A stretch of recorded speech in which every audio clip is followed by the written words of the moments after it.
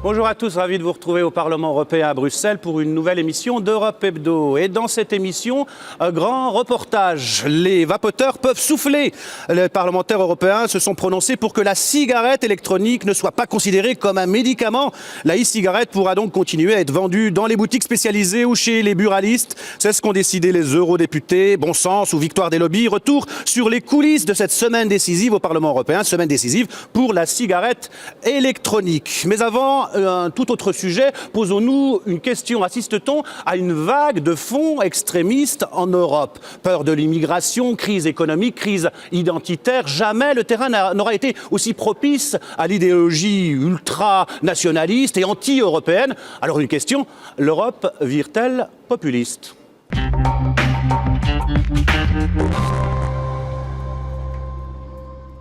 Jamais le terrain n'a été aussi favorable aux partis populistes, ultranationalistes, anti-immigration et anti-européens. En Grande-Bretagne, ce rejet de l'Europe est incarné par l'UKIP, le parti pour l'indépendance du Royaume-Uni. Son leader a proposé aux conservateurs de voter pour ses candidats aux européennes. Objectif, obliger David Cameron à organiser un référendum sur la sortie de l'Europe du Royaume-Uni. La poussée de l'extrême droite en Autriche aussi. L'Autriche où le chômage est pourtant au plus bas. Son leader, digne héritier de Jörg Haider, jure que l'amour du prochain, son slogan de campagne, passe par la préférence autrichienne et la fin du centralisme bruxellois. En Grèce, ça va encore plus loin. L'aube dorée de Nikos Michaloliakos prône une radicalité absolue, avec une face sombre, ouvertement raciste, prête à éliminer physiquement les immigrés. En France, la victoire du candidat Front National, Laurent Lopez, lors d'une cantonale partielle à Brignoles, annonce une poussée de son parti, aux municipales de 2014, aux européennes aussi. Le parti de Marine Le Pen est crédité dans les sondages de 24% des intentions de vote, devant l'UMP et le PS. Front National, premier parti de France. Alors, les élections européennes verront-elles l'explosion des eurosceptiques ? Voilà, l'Europe vire-t-elle populiste? Alors nous a rejoint sur ce plateau Bruno Gollnisch. Bonjour. Bonjour. Vous êtes eurodéputé français, Front National. Alors, question toute simple, est-ce que vous sentez une vague de fond des partis extrémistes en Europe? Je me permettrai de vous reprendre et aussi un petit peu votre présentation. Je crois que nous sommes extrémistes en rien. Nous agissons dans le cadre strict de la légalité. Nous n'avons jamais attaqué physiquement nos adversaires, bien que souvent nos réunions l'aient été. Nous avons subi des lois électorales parfaitement injustes. Et nous ne sommes donc pas extrémistes dans la forme, et je ne crois pas que nous soyons dans le fond. Mais ce qui est exact... Vous classifiez dans la droite extrémiste, extrême droite. Vous acceptez cette dénomination? Ça aurait pu être acceptable pour certains d'entre nous si c'était un positionnement politique, dans la mesure où l'UMP se revendique maintenant de la droite, ce qui n'était pas le cas autrefois. Alors évidemment, comme nous sommes plus patriotes, plus hostiles... encore une fois, c'est un positionnement... de géographie politique, mais non, ce sont des faits. Extrême droite par rapport à la droite libérale, vous voulez pas des impôts. Extrême droite par rapport aux questions de société, vous voulez un référendum sur les IVG. Oui, extrême droite par rapport à la souveraineté, à la droite souverainiste, vous voulez sortir de l'euro. Donc ce sont des faits. Oui, non, mais il n'y a rien d'extrémiste dans tout cela. En ce qui concerne l'euro, d'ailleurs, l'euro se dégrade, hélas, tout seul. Nous sommes des gens responsables. Ce que nous prévoyons, c'est précisément les solutions de rechange, parce que gouverner, c'est prévoir, dit la sagesse populaire. Il y a d'ailleurs beaucoup de gens de gauche qui rejoignent le Front National. Je crois que le véritable clivage n'est plus tellement entre droite et gauche, il est entre, d'une certaine façon, les patriotes, ceux qui sont attachés à la défense de leurs identités nationales, d'une part, et les mondialistes, ceux qui estiment que la libre circulation des personnes, des marchandises et des capitaux va réaliser une espèce de gigantesque brassage qui apportera le bonheur et la prospérité. Et nous considérons, et nous ne sommes pas les seuls, c'est vrai, que ça apporte la prospérité pour quelques-uns, une toute petite minorité, mais que ça contribue à l'appauvrissement du plus grand nombre. Mais au Front National, quel lien vous avez avec un parti comme, on vient de le voir, l'UKIP en Grande-Bretagne, ou un parti comme l'Aube dorée en Grèce? On n'assassine pas des rappeurs au Front National, rassurez-moi. Nous n'avons aucun lien avec l'Aube dorée. D'ailleurs, ils ne sont pas représentés au Parlement européen. Et je ne sais pas d'ailleurs ce qu'il en est de cette affaire criminelle du tout. Je constate d'ailleurs que la présomption d'innocence dont on nous rebat les oreilles ne joue pas. Si un parti d'extrême gauche voyait tous ses députés arrêtés soudainement, sans levée d'immunité parlementaire, sans autre procédure, je pense qu'ici, au Parlement européen, on entendrait beaucoup de protestations sur tous les bancs. Mais écoutez, invitez un jour les gens de l'Aube dorée, ils sont assez grands pour vous répondre. En revanche, ce qui est exact, c'est que le Front National et Jean-Marie Le Pen ont été leaders, ont été pionniers dans la défense d'identités menacées.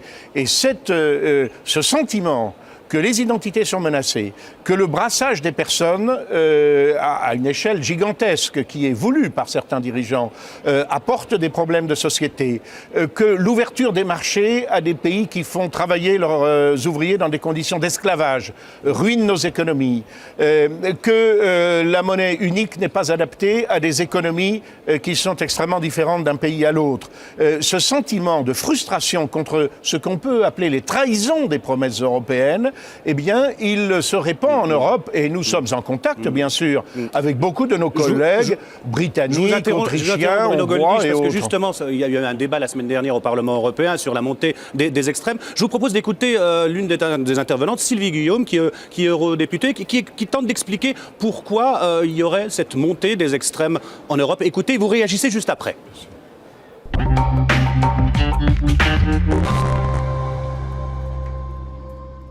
Ces partis extrémistes de droite se nourrissent de l'angoisse provoquée par la crise et par le désarroi économique, par la violence d'une mondialisation non maîtrisée qui fait perdre les repères, qui s'appuie sur une rhétorique qui fait de l'autre le responsable de tous les maux.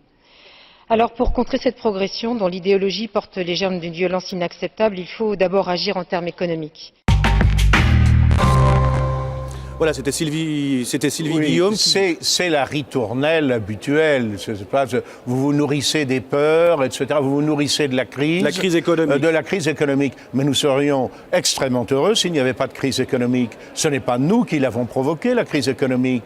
La crise économique, elle est provoquée par le déclin industriel du monde occidental, par une ouverture inconsidérée des frontières qui met, par exemple, l'ouvrier français en concurrence directe avec l'ouvrier chinois qui est payé 20 fois moins, qui n'a pas de protection sociale, qui n'a pas de pension de retraite et qui, étant dans un pays communiste, n'a pas le droit de faire grève et de se syndiquer. Alors, si Mme Guillaume veut résoudre ces problèmes, eh bien, il faut qu'elle rétablisse une protection raisonnable à nos frontières, justement, sur le plan économique.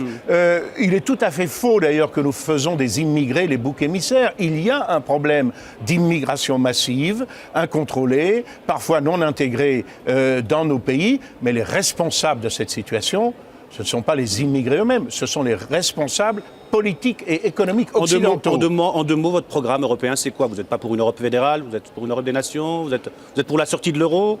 L'euro est en train de se désagréger. Et nous voyons bien d'ailleurs ce qu'il en est quand un pays n'a plus la maîtrise de sa monnaie nationale, ce qui est en train aussi assez curieusement d'arriver aux États-Unis.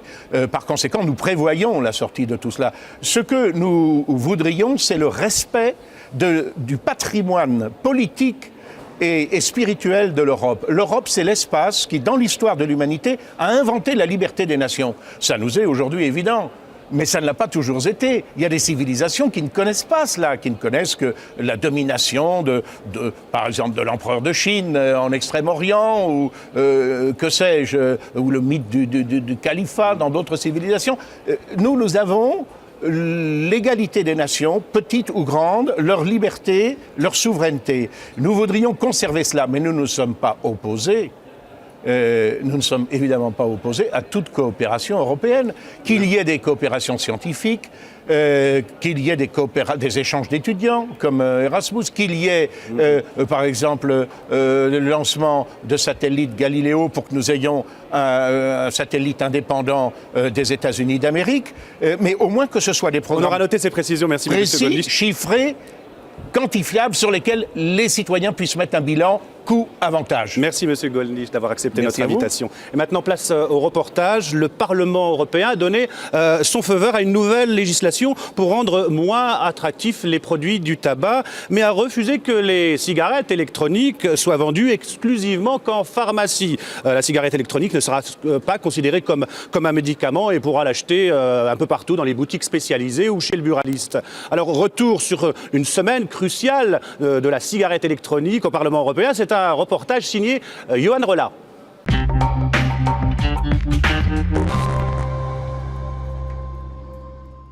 Il ne visite son entreprise qu'en tenue de laborantin, blouse blanche et Charlotte.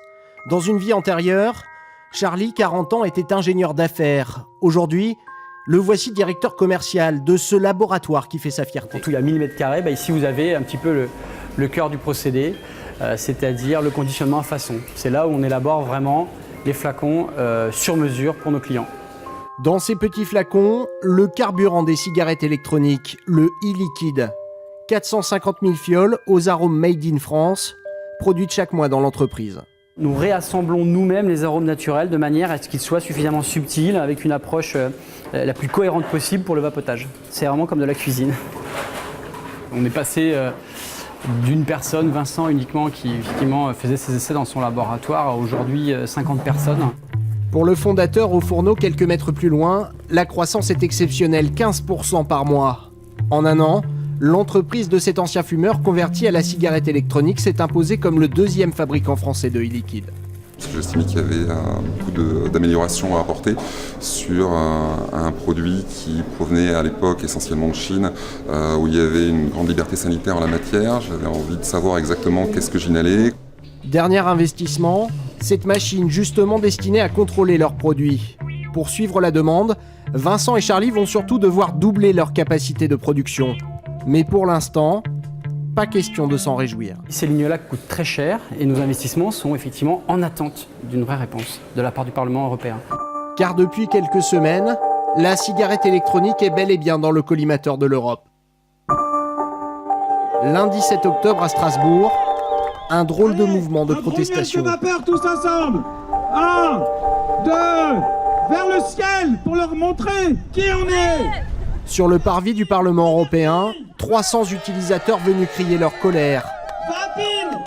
En cause, l'examen le lendemain d'une directive sur le tabac dont l'une des mesures phares pourrait bien signer la fin de la libre distribution de cigarettes électroniques, sa classification en médicament. Ce n'est qu'un début. Ce qu'il faut aujourd'hui, c'est que la cigarette électronique puisse faire concurrence au tabac. Si demain on la renvoie en pharmacie, cette concurrence disparaîtra. Il sera plus facile d'acheter du tabac que d'acheter une cigarette électronique, et donc les gens se tourneront vers le plus facile. Beaucoup de Français, quelques Belges, Allemands ou Néerlandais, et un seul slogan dans toutes les langues, la vente en pharmacie sera le pire des signaux à envoyer aux fumeurs. Pour les accros à la nicotine, ça voudra seulement dire retourner à la cigarette. Et pour les nouveaux consommateurs, ça sera toujours la même rengaine. 25 à 30% des Européens vont continuer à fumer, commencer à fumer et continuer d'en mourir. Ce jour-là, Charlie est aussi du voyage, venu parler d'emploi avec une eurodéputée britannique qui refuse ce statut de médicament. Mais normalement, on doit avoir majorité parce qu'on est maintenant 3 groupes. Exactement. De quel côté penchera le Parlement? Les vapoteurs vont devoir composer avec un puissant adversaire. Ils sont pour l'autre quand même. Selon la presse anglo-saxonne, le plus gros acteur du tabac, Philip Morris, aurait à lui seul dépensé plus de 100 millions d'euros pour influencer les parlementaires sur cette directive. Contacté par téléphone, le groupe n'a pas souhaité nous rencontrer mais confirme par un communiqué s'être engagé en faveur d'un durcissement de la législation sur la cigarette électronique. Au vu des développements technologiques et de leur potentiel en termes de santé publique, il est impératif que les autorités établissent un cadre réglementaire rigoureux qui régisse l'ensemble de ces nouveaux produits, et ce, y compris pour les cigarettes électroniques.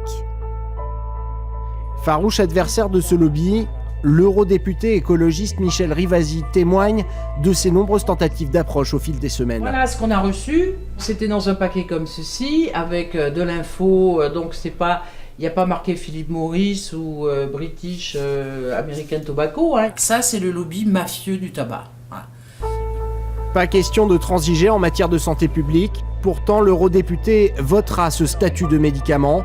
Trop d'incertitudes sur les effets de la cigarette électronique à long terme. Est-ce que le fait de commencer par la cigarette électronique pour des jeunes, ça ne va pas les inciter après, puisqu'ils ont toujours l'habitude de tenir quelque chose dans la main, à passer à la cigarette? Voilà. Pourtant, quelques minutes plus tard, et malgré l'avis négatif de la députée en charge de la directive, le vote sera bel et bien une surprise. La cigarette électronique ne sera pas un médicament. Adopted Second part, roll call vote, I open the vote. Retour en banlieue bordelaise. Si la victoire de la veille fait les gros titres, Charlie se prépare déjà pour d'autres batailles, la guerre des distributeurs et des buralistes, et surtout l'arrivée imminente des géants du tabac sur le marché. On sait très bien qu'ils peuvent nous appeler. Nous, pour l'instant, on laissera la passion devant, la passion de travail. Créer une entreprise, c'est pas pour l'abandonner quelques jours après, quoi. Si plus personne ne semble la remettre en cause, la bataille pour la cigarette électronique vient d'entrer dans une nouvelle phase. Certains acteurs pourraient en bénéficier, d'autres s'évaporer.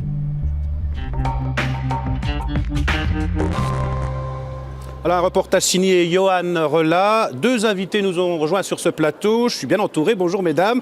Françoise Grossetête, vous êtes députée européenne PPE. En France, vous êtes UMP. Membre de la Commission de l'Environnement et Santé publique du Parlement européen. Vous avez voté contre le fait que la cigarette électronique soit considérée comme un médicament. Vous avez été entendu. Vous allez nous expliquer pourquoi. À vos côtés, Michel Rivasi. Bonjour. Bonjour. Vous êtes eurodéputé Europe Écologie Les Verts, partisane d'un encadrement plus strict. Vous avez voté pour que la cigarette électronique soit vendue en pharmacie.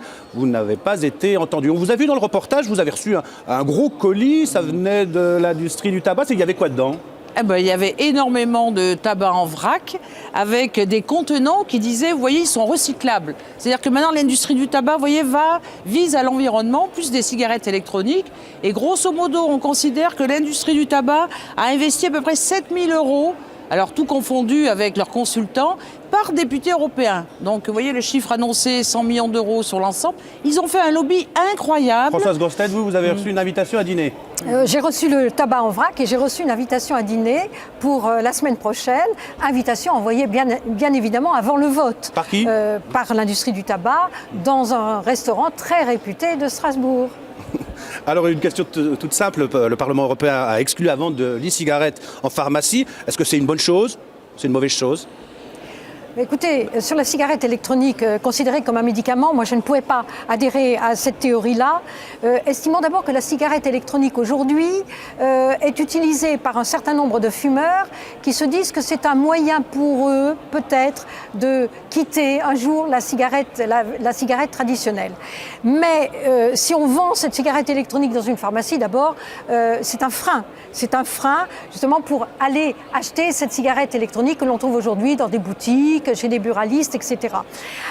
D'autre part, considérer la cigarette électronique d'aujourd'hui, faite comme elle est faite aujourd'hui, c'est-à-dire qu'il y a 400 cigarettes électroniques différentes et certaines qui peuvent être extrêmement dangereuses parce que pas contrôlées dans leur fabrication.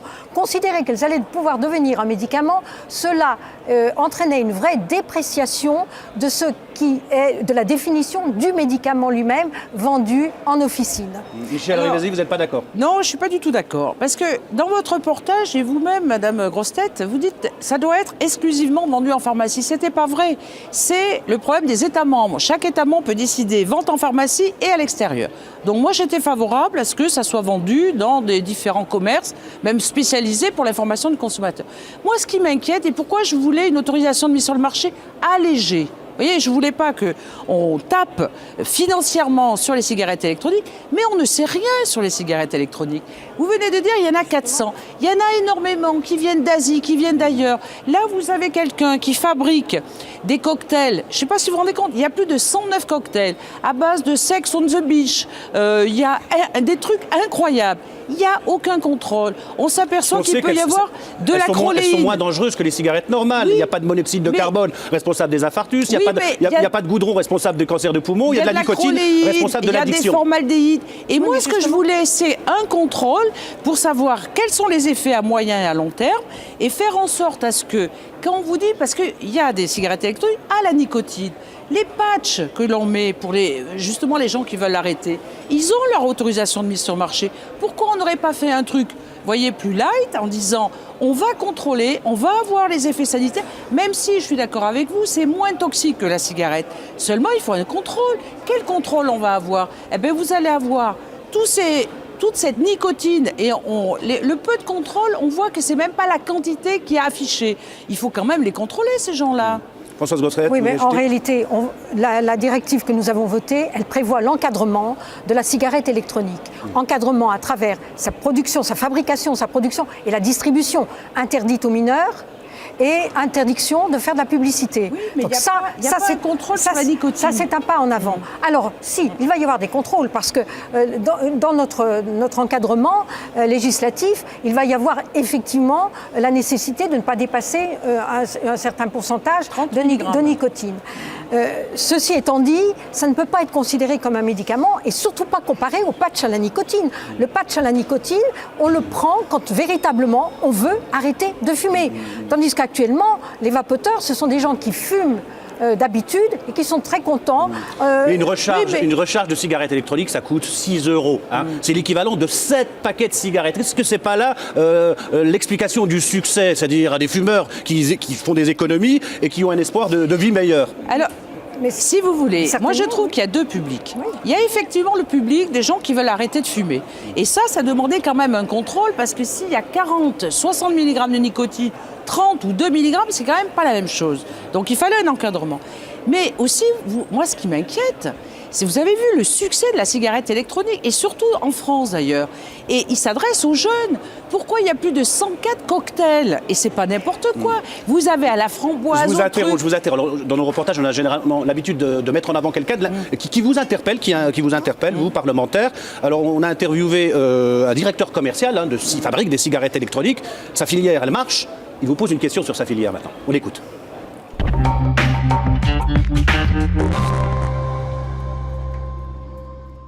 La France a pris position en se mettant derrière la position de l'Europe. Aujourd'hui, qu'est-ce qu'elle amène maintenant que le vote est établi pour aider la filière à réellement se constituer? Qu'est-ce que l'Europe peut faire pour aider la filière à marcher, à se constituer, la filière de cigarettes électroniques? Vous savez, la directive que nous avons votée, elle n'est pas faite pour soutenir la filière de la cigarette électronique. Elle est faite pour combattre l'attractivité de la cigarette, du tabac, vis-à-vis des jeunes et des femmes. Car ce sont deux publics qui sont ciblés par cette directive tabac. Alors là, on n'est pas du tout dans la protection de la cigarette électronique. Je tiens à rappeler d'ailleurs, à propos de ce que nous disions auparavant, c'est que l'industrie pharmaceutique européenne ne souhaite absolument pas, et ne souhaitait pas que cette cigarette électronique soit définie comme étant un médicament. Il n'y a qu'un laboratoire américain, bien connu, très réputé comme étant puissant, qui lui demandait à ce que cette cigarette électronique qu'il fabrique déjà soit considérée comme un médicament. Alors attention. Moi, ce que j'avais envie de dire à ce monsieur, c'est que on a des intérêts différents. Lui, il veut développer sa boîte. Qu'il fasse, mais nous, on est là pour protéger la santé des consommateurs. On veut que le consommateur soit informé et que le produit, et notamment sa cigarette, assure la sécurité, la sûreté et une efficacité. C'est ça, on n'a pas le même rôle, qu'il fasse ses produits très bien, qu'il développe ses produits très bien, mais là où je suis en désaccord avec le développement de la cigarette électronique, c'est qu'ils sont en train de capter cette jeunesse dont l'objectif de la directive européenne, c'était de diminuer de 2% leur consommation. Ils sont en train de les capter avec des produits hyper sexes pour leur dire, vous voyez la cigarette électronique, c'est le produit comme ça. Et après, les jeunes, ils vont se dire, on fait la cigarette, demain on fait la cigarette. Oui, et je suis persuadée que dans quelques années, le lobby du tabac va racheter toutes les entreprises parce qu'il y a tellement de bénéfices à se faire, qu'ils vont le faire. Michel Rivasi, donc la directive européenne, c'était pas que la cigarette électronique, il y avait aussi une législation contre les produits du tabac. Mesdames, je vais vous rappeler quelques chiffres. Oui. Les fumeurs en France, c'est 14 millions de fumeurs, ce qui représente en France un chiffre d'affaires de quelques 17 milliards d'euros pour l'industrie du tabac. En France, un fumeur sur deux va mourir, ce qui veut dire que 73 000 morts par an en France, 200 morts par jour, des chiffres effrayants. Qu'est-ce qu'on peut faire pour convaincre quelqu'un d'arrêter de fumer ? Est-ce qu'on fait assez dans la prévention en Europe ? Alors, il faut certainement renforcer effectivement l'information, la prévention. C'est-à-dire tout faire pour qu'un jeune n'ait pas envie de toucher à la première cigarette. Parce que tous les médecins que nous avons rencontrés, les pneumologues, les cancérologues, les urologues, nous disent tous, les cardiologues aussi, nous disent tous, c'est un problème. La première cigarette, elle est déjà dangereuse, d'emblée.